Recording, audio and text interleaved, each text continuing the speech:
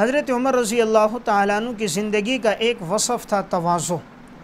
आपने अपनी ज़िंदगी तवाज़ु और आजिज़ी में गुजारी, और अल्लाह को भी यही वसफ़ पसंद है कि इंसान अपनी ज़िंदगी में तवाज़ु लेकर आए। मन तवाज़ा लिल्लाहि रफ़अहुल्लाह व मन तकब्बर लिल्लाहि वज़अहुल्लाह। जो तवाज़ु इख्तियार करता है अल्लाह उसे ऊँचा कर देता है, और जो तकब्बुर कर देता है अल्लाह उसे पस्तियों में गिरा देता है। हज़रत उमर रज़ी अल्लाह ताला अन्हु की ज़िंदगी में आजिज़ी और तवाज़ु किस कदर थी, इसका अंदाज़ा इस वाक़े से लगाइए।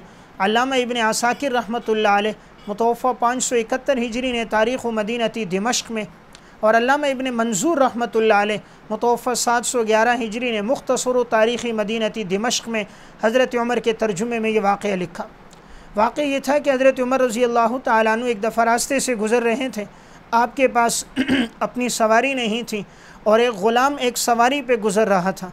हज़रत उमर रज़ी अल्लाह ताला अन्हु ने उसे जब देखा और उन्होंने आपको देखा तो फ़ौरन सवारी से नीचे उतर गए और हज़रत उमर से फ़रमाया कि आप इस पे सवार हो जाइए।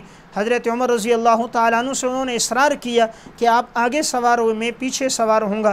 पहले तो उनकी राय ये थी कि मैं नकील पकड़ के चलूँगा, आप सवार हो जाइए। हज़रत उमर ने फ़रमाया नहीं, उस ग़ुलाम ने राय दी आप आगे सवार हो जाइए, फिर मैं पीछे सवार हो जाऊँगा। फ़रमाया नहीं, तुम्हारी सवारी है, तुम ही ज़्यादा हक़दार हो। और आपने मुस्कुराते हुए जुमला कहा, तुम मुझे सख्त जगह पे बिठा रहे हो, ख़ुद नरम जगह पे बैठते हो। तो अब हज़रत उमर ने उस ग़ुलाम को आगे बैठाया, ख़ुद पीछे बैठे, और इस हाल में जब शहर में दाखिल हुए तो इलाक़े के लोग, मदीना के लोग देख रहे थे मुसलमानों का बादशाह खलीफ़ा वक्त एक ग़ुलाम के साथ एक सवारी पर बैठा है और ग़ुलाम और नौकर आगे बैठा हुआ है और हज़रत उमर ख़ुद पीछे बैठे।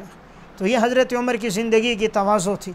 तो ये तवाज़ु का वसफ़ भी हम अपनी ज़िंदगी में लेकर आएँ, हम भी अपने ग़ुलामों के साथ हुस्न सलूक करें और इसी को अपनी ज़िंदगी का वसफ़ बनाएं, ताकि अल्लाह हमें भी दुनिया और आखिरत की इज़्ज़तें अता कर दे।